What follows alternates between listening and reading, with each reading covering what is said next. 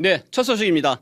러시아에 파병된 북한군의 전선 투입이 임박했다는 관측이 나오는 가운데 북한은 평양 무인기 사건이 남한 군부 소행으로 입증됐다고 주장하며 공세를 재개했습니다. 홍재표 기자와 함께 얘기 나눠보겠습니다. 홍 기자, 북한이 내세운 증거 어떤 것들인가요? 네, 오늘 노동신문을 통해 평양 무인기 사건의 최종 조사 결과가 국방성 대변인 명의로 발표됐습니다. 무인기 잔해를 완전 분해해서 비행 이력 등 자료를 전면적으로 분석했다는 것입니다.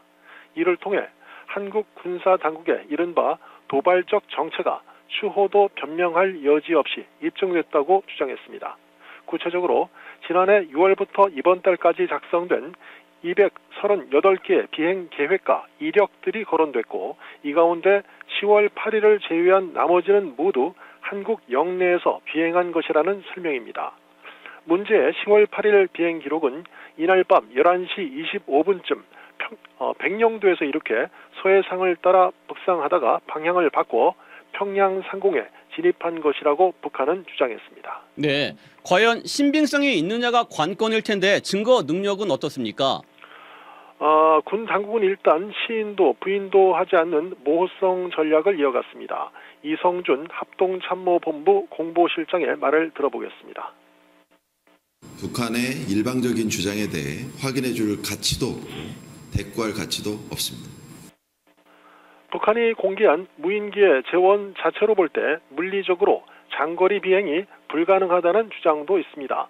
유용원 국민의힘 의원실은 자체 계산 결과 해당 무인기가 430여 킬로미터를 비행하는 것으로 나오는데 전단통까지 달고 그 거리를 비행하기는 매우 어렵다고 분석했습니다.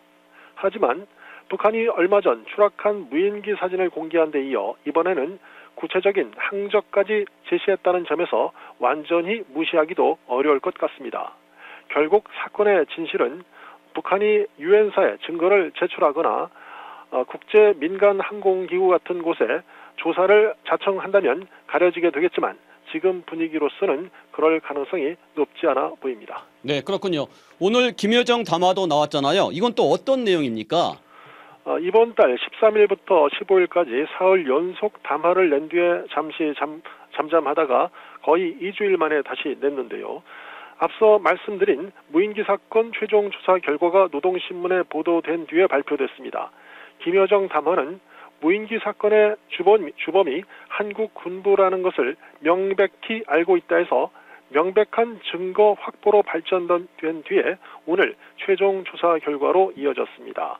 5줄짜리 짧은 단문으로 이루어진 오늘 담화는 특별한 내용은 없었지만 눈길이 가는 부분이 있습니다. 가정된 상황을 전제로 해서 서울 상공에 무인기가 출현해 전단을 살포했을 때 자신들 역시 누구의 소행인지 확인해 줄 수도 없고 대꾸할 가치도 없다고 한 대목입니다. 우리 측의 전략적 모성을 그대로 모사해서 반응한 셈입니다. 네, 추가 도발 여부가 관심사일 텐데 북한의 의도는 어떻게 평가할 수 있을까요?